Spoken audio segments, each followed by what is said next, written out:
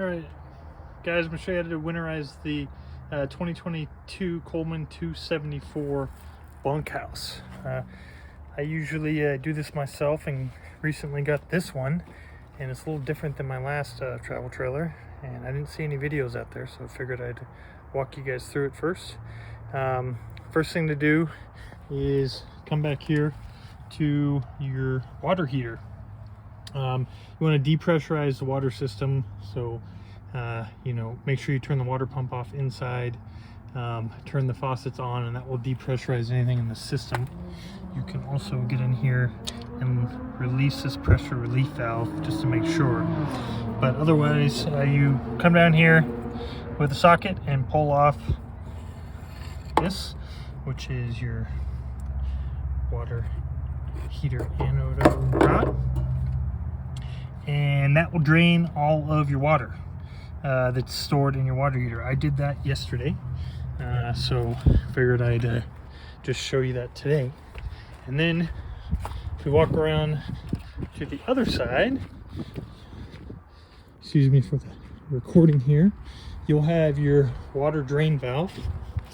The freshwater tank valve is this blue one right underneath here, and that is for your freshwater tank.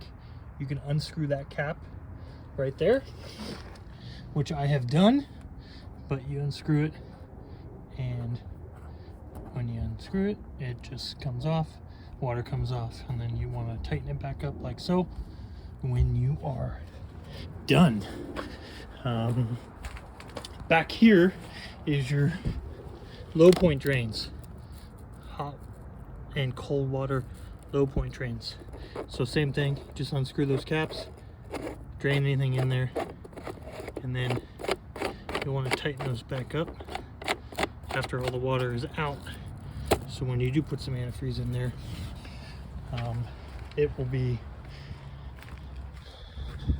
good for the winter. So if we walk back here to the front,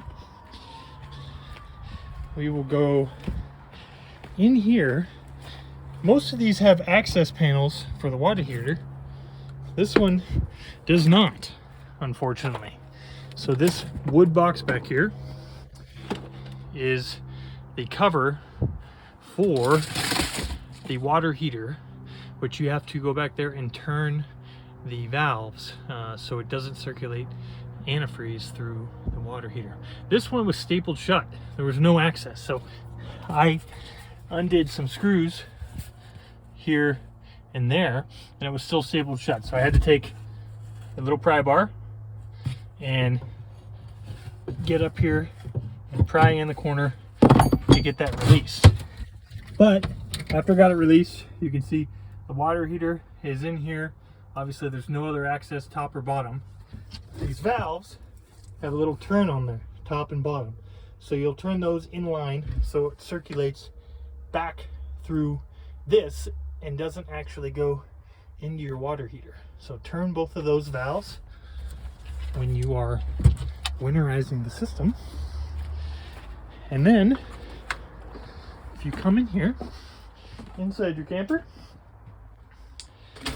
the water pump is located underneath the last drawer beneath the sink. So in here you can see your freshwater pump. And unfortunately, most other ones I've had have a valve right in here that you can turn, and then it has another hose sticking off that you can then run into your RV antifreeze for winterization. This one does not. So I went to Home Depot, I got some clear hose, it came in a roll like this, and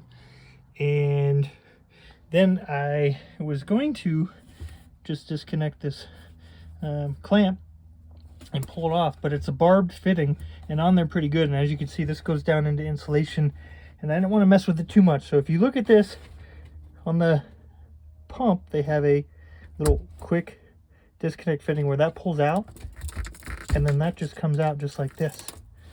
So I went on Amazon and I bought a new fitting for the flow jet. You can find different fittings, barb fittings, so on. So I got a flow jet, which is the pump manufacturer, barbed 1/2-inch fitting, and I put that with a clamp on here.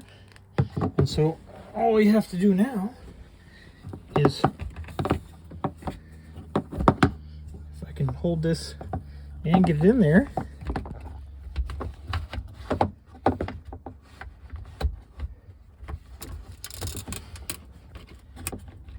while filming, which is the difficult part, we switch hands.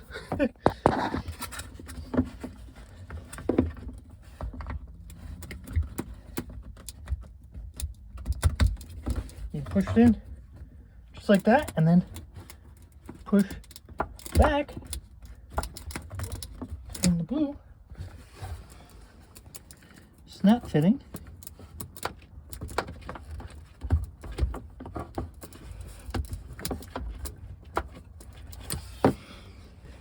All right, guys, so I've got that portion in there.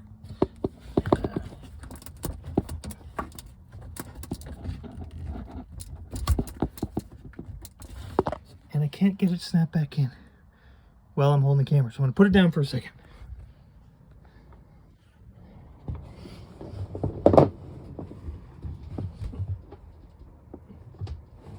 All right, 2 hands did the trick.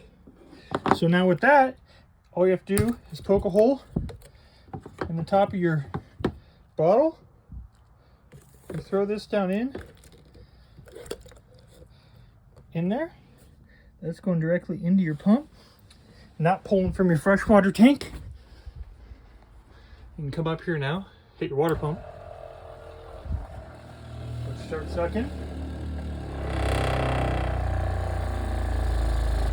There. System's full, so you can now go around to all of your tanks, getting excess water out,